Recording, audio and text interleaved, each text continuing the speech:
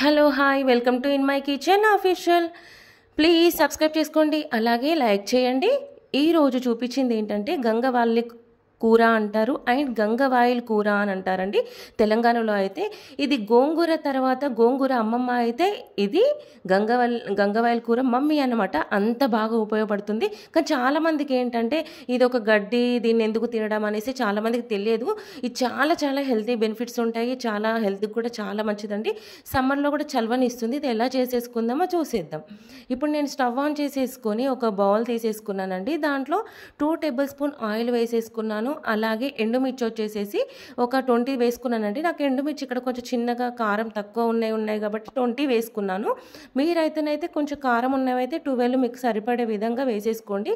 ఇలా వేసేసుకొని కొంచెం దూరగా వేయించుకోవాలండి. తర్వాత ఒక టేబుల్ స్పూన్ ధనియాలు వేసేసుకున్నానండి. ఇందులో మీకు ధనియాలు అనేది మాత్రం ఆప్షనల్ అండి. మీకు నచ్చితే వేసుకోండి, లేదంటే కొత్తిమీర కూడా వేసేసుకోవచ్చు.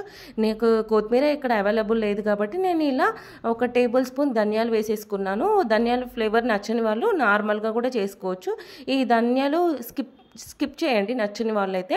నేనైతే ఒక 1/2 టేబుల్ స్పూన్ ధనియాలు వేసేసుకొని అలాగే ఎండుమిర్చి 20 వేసేసుకొని తిప్పానండి.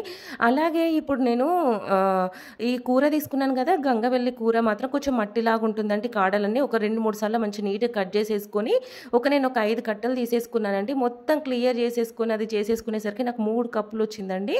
అది అంటే ఒక 3/4 కేజీ తీసుకుంటే నాకు ఒక 1/2 కేజీ దాకా వచ్చింది గంగవల్లి కర్రీ. ఆకులు అనమాట కట్ చేసిన తర్వాత.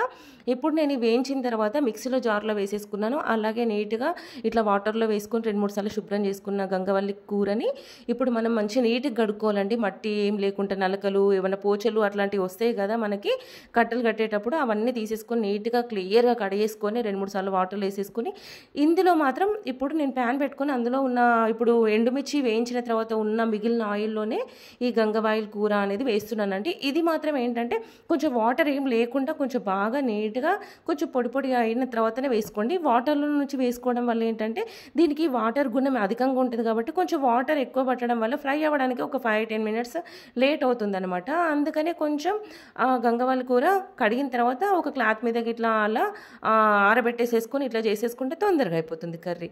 ఇప్పుడు నేను అలా ఆయిల్లో ఈ గంగవల్లి కూర అనేది వేసి 2 నిమిషాలు మూత పెట్టి తీసేసరికి ఇట్లా వాటర్ అంతా వచ్చింది.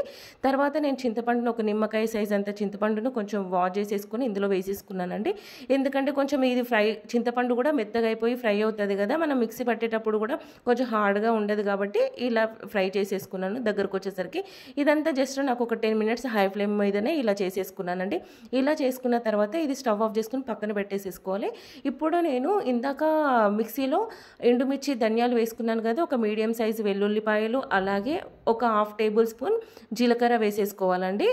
వెల్లుల్లిపాయలు అయితే కంపల్సరీ వేసుకోండి, ఎందుకంటే టేస్ట్ అనేది దీంతోనే ఉంటుంది కాబట్టి మనకి ఇలా వేసేసుకోవాలి. వేసిన తర్వాత ఒక 1/2 టేబుల్ స్పూన్ సాల్ట్ వేసేసుకోవాలండి. వేసేసుకొని ఇలా కొంచెం మిక్సీ పట్టేసుకోవాలి. లేదంటేనేమో ఇందులోనే నేను ఇప్పుడు మనకు ఫ్రై అయిపోయిన గంగవల్లి కూర ఉంది కదా, ఈ కూర కూడా ఇందులో వేసేసుకున్నాను. మొత్తం వేసేసుకొని కొంచెం చల్లారిపోయిన తర్వాత మిక్సీ పట్టేసుకోవాలి. అలాగే అదే ప్యాన్లో ఇంకొక 2 టేబుల్ స్పూన్ ఆయిల్ వేసుకున్నాను. దాంట్లోకి ఒక చిటికెడు మెంతులు వేసుకున్నాను. తర్వాత ఆవాలు కొంచెం, జీలకర్ర కొంచెం వేసేసుకున్నాను. అలాగే మస్ట్ ఇంపార్టెంట్ ఏంటంటే కొంచెం పసుపు వేసేసుకొని ఇంగువ అనేది కూడా యాడ్ చేసేసుకోవాలండి.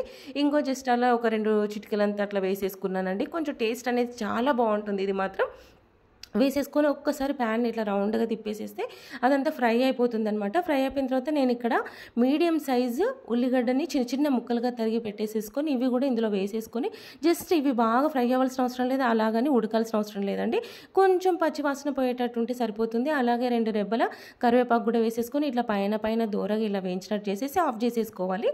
ఆఫ్ చేసేసుకొని ఇప్పుడు నేను ఇందులోకి ఇందాక చట్నీ చేసి పెట్టేసుకున్నాను కదా, పట్టేసి పెట్టాను కదా గంగవల్లి కూర ఎండుమిర్చి ఇవి మిక్సీలో అదంతా పేస్ట్ కూడా ఇందులో వేసేసుకోవాలండి. వేసేసుకొని మంచిగా మొత్తం పేస్ట్ అంతా నీట్గా తీసేసుకొని ఇందులో వేసుకొని ఈ పోపులో వేసేసుకొని ఒక్కసారి మనం గరిటెతో నీట్గా స్మూత్గా మొత్తం కలిపే వరకు కూడా ఇలా కలిపేసేసుకోవాలండి. కలిపేసేసుకొని మంచిగా సర్వ్ చేసేసుకోవాలి, అంతే. ఇది మాత్రం చాలా బాగుంటుందండి టేస్ట్. ఎవరైనా తెలియని వాళ్ళైతే ఇది చూసేసి ఒకసారి ట్రై చేయండి, చాలా చాలా బాగుంటుంది. ఎండుమిర్చితోనే చేసేసుకోండి. మీకు నచ్చింది అనుకుంటున్నాను. నాకైతే చాలా చాలా బాగా నచ్చిందండి. ఇది పాతకాలపు వంట. ప్లీజ్ అలాగే సబ్స్క్రైబ్ చేసుకోండి, లైక్ చేయండి.